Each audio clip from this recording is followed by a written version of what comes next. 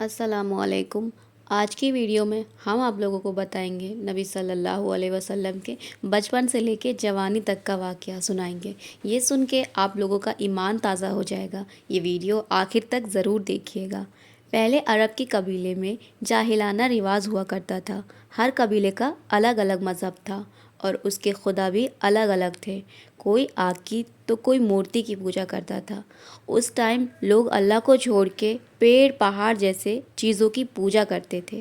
पूरे अरब में दंगा फसाद जैसे आम था। औरतें बच्चे भी महफूज नहीं थे। फिर अल्लाह ने नबी सल्लल्लाहु अलैहि वसल्लम को अपना पैगंबर बना के यहाँ भेजा। आपके पैदा होते ही आपके दादा अब्दुल मुत्तलिब आपको गोदी में उठाकर काबा शरीफ में ले गए। आपके लिए दुआएं की और आपका नाम मोहम्मद रखा। पैदाइश की खुशी में आपके दादा ने 7वें दिन दावत की।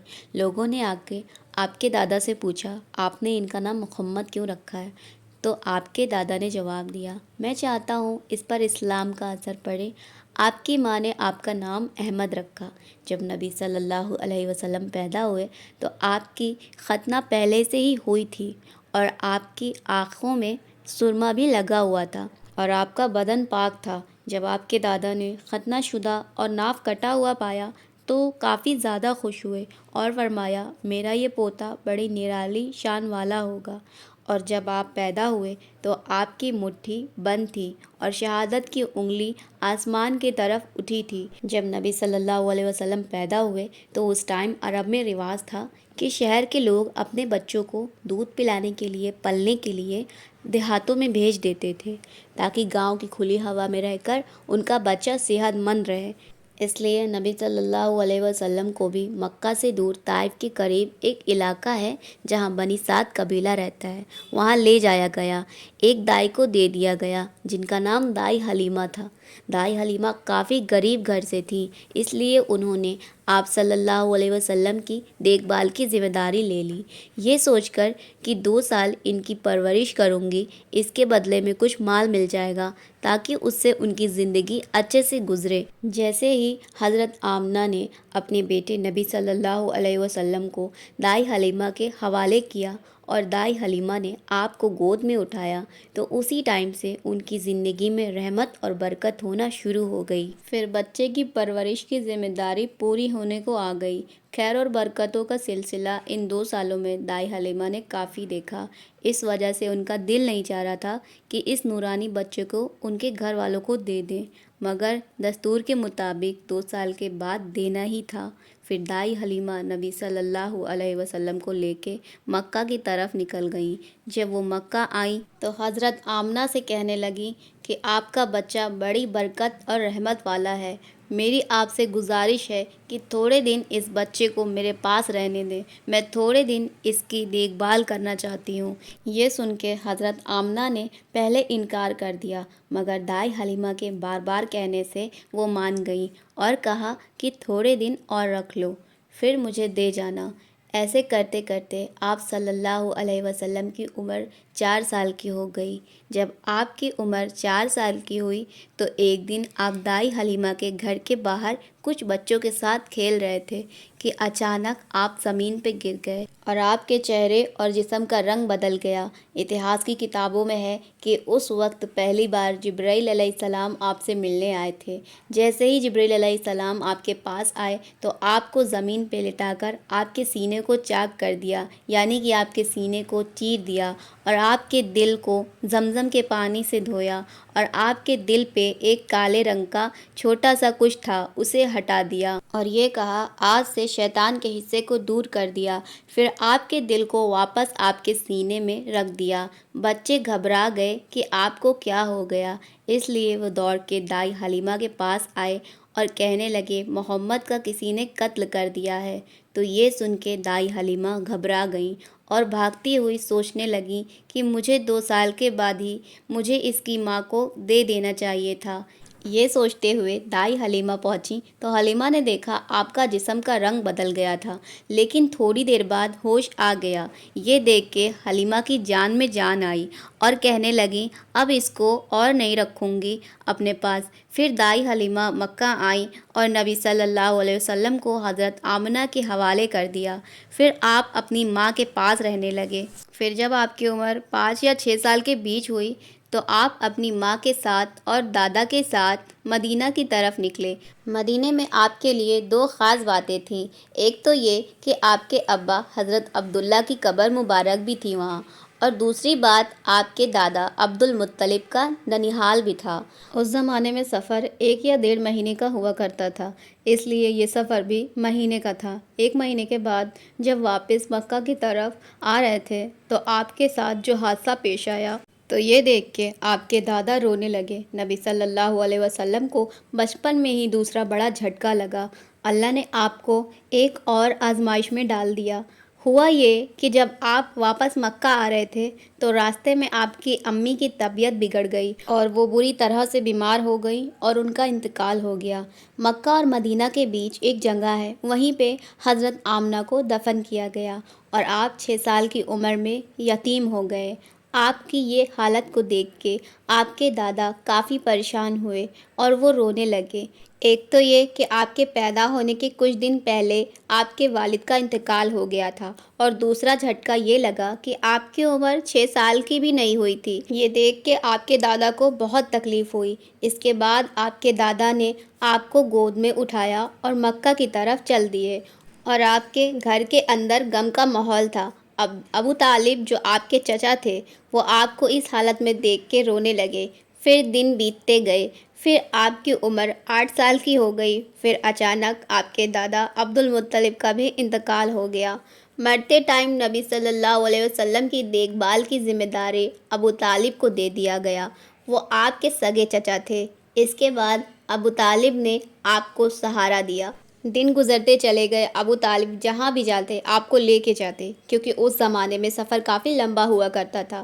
ایک بار ابو طالب اپنے قافلے کے ساتھ جا رہے تھے، ساتھ میں نبی صلی اللہ علیہ وسلم کو بھی لے لیا تھا اور آپ کو ایک اونٹنی پہ سوار کر دیا تھا۔ ابو طالب کا یہ قافلہ ملک شام کے بارڈر پر پہنچا تو کافی رات ہو گئی تھی، اس لیے وہیں رک گئے تاکہ وہیں رات گزار سکیں۔ اس زمانے میں راہب ہوا کرتے تھے جو ایک جگہ سے دوسری جگہ پیدل جایا کرتے تھے۔ اس زمانے میں ایک عیسائی راہب تھا جو لوگوں کی رہنمائی کرتا تھا۔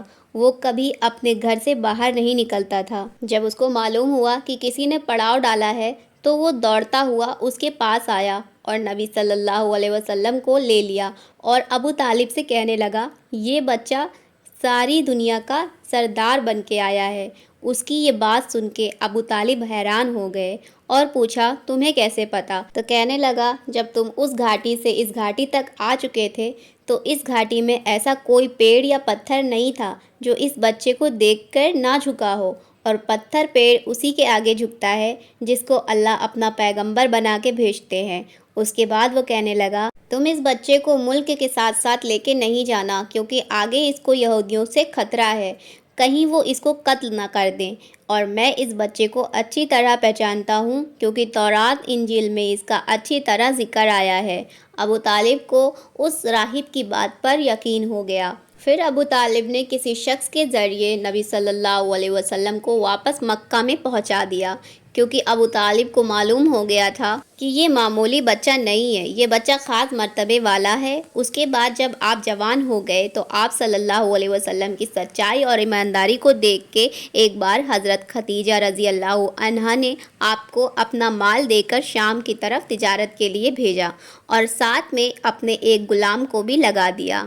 اللہ کے کرم سے تجارت میں کافی زیادہ فائدہ ہوا۔ حضرت خدیجہ کے غلام نے بھی آپ کی ایمانداری اور اچھے اخلاق کی کافی زیادہ تعریف کی۔ یہ دیکھ کر حضرت خدیجہ آپ کی طرف مائل ہوئیں۔ اس کے بعد آپ نے خود ہی نبی صلی اللہ علیہ وسلم کو نکاح کرنے کا پیغام بھیجا۔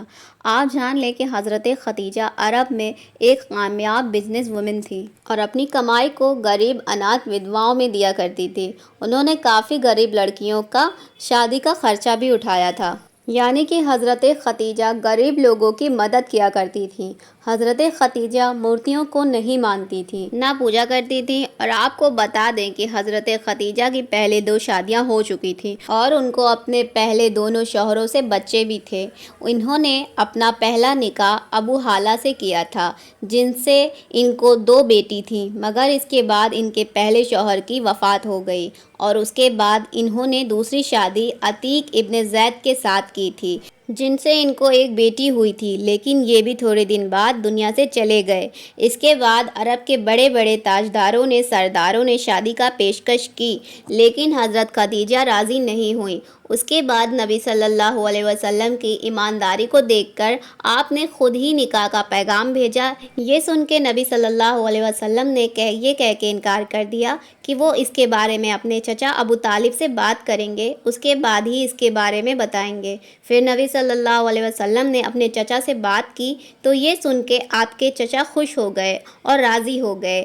آپ کے چچا حضرت حمزہ نے خدیجہ کے چچا عمر بن سعود سے نبی صلی اللہ علیہ وسلم کے ولی یعنی بڑے ہونے کی حیثیت سے بات کی اور 20 اونٹنی مہر یعنی نکاح کے وقت بیوی کو دی جانے والی رقم یا جو آپ کی حیثیت میں ہے، یہ دے کر آپ کے چچا ابو طالب نے آپ کا نکاح پڑھا دیا۔ اس میں اللہ کی حمد و ثنا کی گئی، اس کے بعد قبول نامہ ہوا اور مہر بیان کیا گیا۔ مہر میں 20 اونٹنی لکھی گئی اور اس ٹائم نبی صلی اللہ علیہ وسلم کی عمر 25 سال تھی اور حضرت ختیجہ کی عمر 40 سال تھی۔ حضرت ختیجہ آپ کی پہلی بیوی تھی۔ حضرت ختیجہ کے جیتے جی آپ نے کسی اور عورت سے شادی نہیں کی، آپ کی تمام اولادیں انہی سے ہوئیں۔ نبی صلی اللہ علیہ وسلم اور حضرت ختیجہ کی اولادوں کا نام یہ ہے: پہلے قاسم، پھر زینب، پھر رقیہ، پھر فاطمہ، پھر عبداللہ۔ آپ کے تمام لڑکے بچپن میں ہی انتقال کر گئے تھے۔ جب آپ صلی اللہ علیہ وسلم پر پہلی آیت نازل ہوئی تھی تو نبی صلی اللہ علیہ وسلم نے سب سے پہلے آپ کو بتایا۔ اسلام قبول کرنے والی میں حضرت ختیجہ پہلی خاتون ہیں۔ نبی صلی اللہ علیہ وسلم حضرت ختیجہ سے بہت محبت کرتے تھے۔ آپ دونوں کا ساتھ 25 سال کا رہا۔ نبی صلی اللہ علیہ وسلم نے فرمایا، حضرت ختیجہ دنیا کی بہترین عورتوں میں سے ہیں۔ حضرت ختیجہ کی وفات کے بعد نبی صلی اللہ علیہ وسلم اکثر آپ کو یاد کرتے تھے اور جبرائیل علیہ السلام نبی صلی اللہ علیہ وسلم کے سامنے پہلی بار اصلی صورت میں آئے اور کہنے لگے، پڑھو اقرا۔ یہ سن کے آپ صلی اللہ علیہ وسلم نے فرمایا، میں نہیں پڑھتا۔ جبرائیل علیہ السلام نے دوبارہ کہا، پڑھو اقرا۔ آپ نے پھر کہا، میں نہیں پڑھتا۔ جبرائیل علیہ السلام نے تیسری بار کہا، پڑھو اقرا، تو پھر آپ نے کہا، میں نہیں پڑھتا۔ پھر جبرائیل علیہ السلام نے آپ کو سینے سے لگایا اور سینے سے اس طرح لگایا کہ آپ کے بغل میں اپنے دونوں ہاتھ ڈالے، یعنی کہ نبی صلی اللہ علیہ وسلم کے دونوں ہاتھ باہر کی طرف کر دیے۔ پھر جبرائیل علیہ السلام نے نبی کو سینے سے لگایا اور زور سے دبا دیا۔ نبی صلی اللہ علیہ وسلم نے فرمایا ہے کہ اس ٹائم جبرائیل نے مجھے اتنی زور سے دبایا تھا کہ قریب تھا کہ میری جان نکل جاتی، مگر جبرائیل نے مجھے زور سے دبا کے چھوڑ دیا اور کہا، پڑھو اقرا اپنے رب کے نام کے ساتھ جس نے آپ کو تمام دنیا کو پیدا فرمایا ہے۔ پھر نبی پڑھنے لگے۔ پھر آپ کافی گھبرا گئے، غار حرا کی پہاڑی سے اتر گئے اور اپنے گھر آ گئے۔ اس ٹائم آپ کا بدن کانپ رہا تھا اور آپ خدیجہ رضی اللہ عنہا سے فرمانے لگے کہ چادر لاؤ اور مجھے اڑا دو، اور پھر آپ چادر اوڑھ کر سو گئے۔ پھر آپ نے اپنی بیوی کو یہ سارا واقعہ بتایا۔ پھر نبی صلی اللہ علیہ وسلم کو لے کے اپنے چچا زاد بھائی کے پاس پہنچیں، جو اس ٹائم یہودیوں کے بہت بڑے عالم تھے، اور سارا واقعہ بتایا۔ جب انہوں نے یہ سب سنا تو پوچھنے لگے، آپ کو کیا ہوا؟ تو نبی صلی اللہ علیہ وسلم نے کہا، میں غار حرا کی پہاڑی پہ عبادت میں مشغول تھا، اتنے میں میرے پاس بڑا شخص اچانک میرے سامنے آ گیا اور کہنے لگا، پڑھو۔ جب میں نے نہیں پڑھا تو اس نے سینے سے لگا کے بہت زور سے دبایا، پھر میں نے پڑھنا شروع کر دیا۔ پھر یہ سن کے کہنے لگے کہ اللہ کی قسم، جو بھی آپ کے پاس آیا تھا وہ وہی فرشتہ تھا جو حضرت موسیٰ علیہ السلام کے پاس اور حضرت عیسیٰ علیہ السلام پہ نازل ہوا تھا۔ اب ان قریب ہے کہ آپ کی قوم آپ کو علاقے سے نکال دے گی، کیونکہ جس نے بھی حق کی آواز اٹھائی ہے ان سب کو اسی اسی طرح سزا دی گئی ہے، اور کہنے لگے اگر میں اس وقت تک زندہ رہا تو میں تمہاری مدد ضرور کروں گا۔ یہ سن کر حضرت ختیجہ نے وہیں پر کلمہ پڑھ لیا اور دوسرا کلمہ انہوں نے پڑھا۔ آگے کا واقعہ جلد ہی اپلوڈ کریں گے، جب تک کے لیے میرے اس چینل کو سبسکرائب کر دیے گا اور اس ویڈیو کو لائک کر دیے گا اور شیئر کر دیے گا۔